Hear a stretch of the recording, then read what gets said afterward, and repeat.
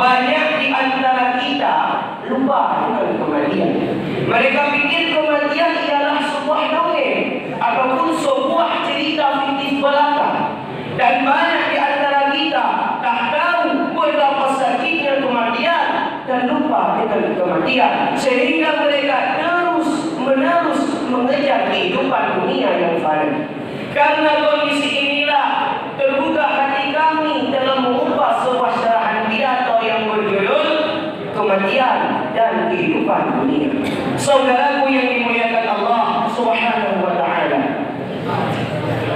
para ulama mengatakan bahwa kematian bukanlah sekadar ketiadaan, bukan pula sebuah kebinasaan, akan tetapi kematian ialah terputusnya hubungan ruh dengan badan, keterpisahan antara keduanya, perubahan keadaan dan perpindahan dari satu alam ke alam lainnya. Itulah yang dinamakan dengan kematian.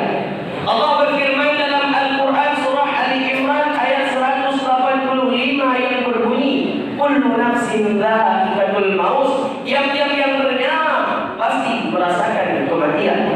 Dalam ayat itu Allah menjelaskan tak ada satupun makhluk hidup yang kekal abadi di dunia ini.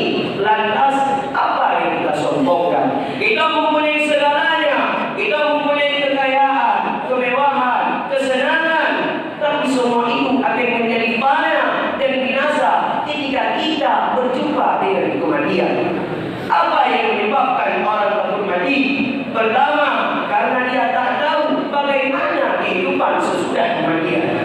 Yang kedua, karena bayangan-bayangan dosa yang pernah ia kerjakan selama di dunia. Dia merasa bahagia, senang, tertawa di atas tumpukan dosanya, sehingga dia merasa segan untuk berpisah dengan seluruh kehidupan dunia. Saudaraku yang dimuliakan Allah Subhanahu wa Ta'ala, apa yang kita banggakan di dunia? Allah yang Maha Adil. Allah ingatkan engkau bukan dengan khutbah Jumat karena kau tak pernah datang ke masjid, bukan dengan pengajian karena kau tidak cinta kepada ulama, tapi Allah nasihati engkau dengan apa? Mati anakmu, meninggal dunia istrimu, kau lihat mereka terbujur, tapi ternyata kau tak ambil pelajaran. Wa kafa bil mauti mau'idah, cukuplah kematian sebagai nasihat. Nasihat yang tak berbunyi dan tak bersuara, nasihat yang tak bertinta dan tak berpena, nasihat yang bukan tinta di atas kertas, nasihat diam seribu bahasa, tapi ternyata kau tak ambil pelajaran dari kematian.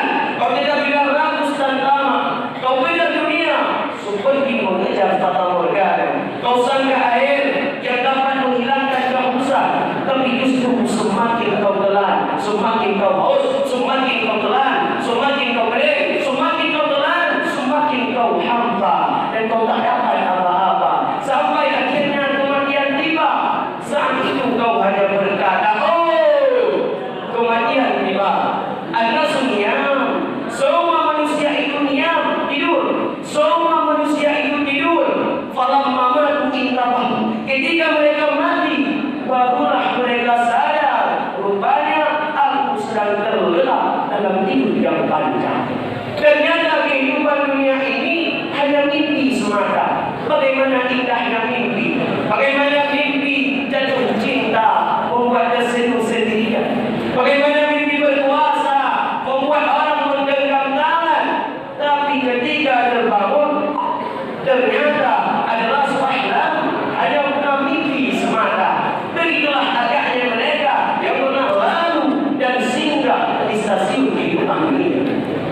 Ma'asyiral muslimin rahimakumullah, ketika Nabi berjumpa dengan orang yang sudah mati saat perjalanan Isra dan Mi'raj, Nabi bertanya kepada mereka, bagaimana kalian merasakan kematian? Yang satu bercerita seperti kebasan pedang di tempat yang sama beratus kali. Bagaimana perasaanmu? Seperti kambing yang dikuliti hidup-hidup. Bagaimana perasaanmu? Seperti mata kain pancen yang ditarik dari kulit yang basah. Begitulah sakitnya kematian. Sementara mereka yang mati syahid, mereka merasakan kematian kalau kursi seperti cubitan pada tangan. Makanya ketika dibuka penutup wajahnya senyum. Kenapa dia tersenyum? Karena sebelum Israel mencabut nyawanya sudah datang malaikat membisikkan ke telinganya. Apa kata malaikat? Allah takhafu, jangan kau takut. Wala tahzanu, jangan kau bersedih. Kenapa? Wa abshiru bil jannati allati kuntum tu'adun. Berbahagialah karena engkau mendapatkan surga yang dijanjikan Tuhanmu. Bayangkan kenapa mereka yang mati syahid senyum? Karena dia sudah tahu tempatnya di mana dia akan tinggal di dalam surga. Maka orang yang menyaksikan bahasa Arabnya syahid. Jadi kalau ditanya apa makna syahid? Oh, syahid maknanya dua. Pertama disaksikan, yang kedua menyaksikan. Kenapa dia disebut disaksikan? Karena para malaikat menyaksikan kematiannya. Kenapa dia disebut menyaksikan? Karena sebelum mati dia sudah menyaksikan tempatnya di dalam surga. Ma'asyiral muslimin rahimakumullah. Saat kematian tiba, maka anak tak bisa menolong, kawan tak bisa membantu. Yang menolong hanya zikir kepada Allah. Siapa yang bisa menolong? Emangnya bapak-bapak yang gagah perkasa hari ini, yang tulis melintang, badan berotot, bisa ditolong dengan ototnya? Otot kau yang besar, wajahmu yang tampan dan cantik hanya akan menjadi santapan cacing tanah. Kau tak sayang? Kau pikir kau selamanya di atas bumi ini? Berapa lama kau berada di atas bumi ini?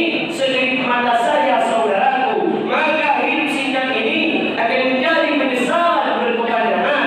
Apa yang kau cari dengan hartamu? Apa yang kau cari dengan jabatanmu? Saat kematian tiba, maka semua yang kita punya tak lagi bermakna. Kita hanya berkata, Rabbana ya Allah, sami'na, telinga kami sudah mendengar azab, absarna, mata kami sudah melihat azab, farji'na, balikkan kami ke dunia, na'mal salihah, kami ingin beramal saleh. Balikkan kami ke dunia ya Allah, kami ingin beramal saleh. Tapi saat itu penyesalan tak lagi bermakna. Tapi alhamdulillah, kita bersyukur karena kita masih diberikan kehidupan oleh Allah. Berarti Allah masih sayang kepada kita. Allah masih memberikan waktu, timing kepada kita untuk beribadah sebanyak-banyaknya. Yang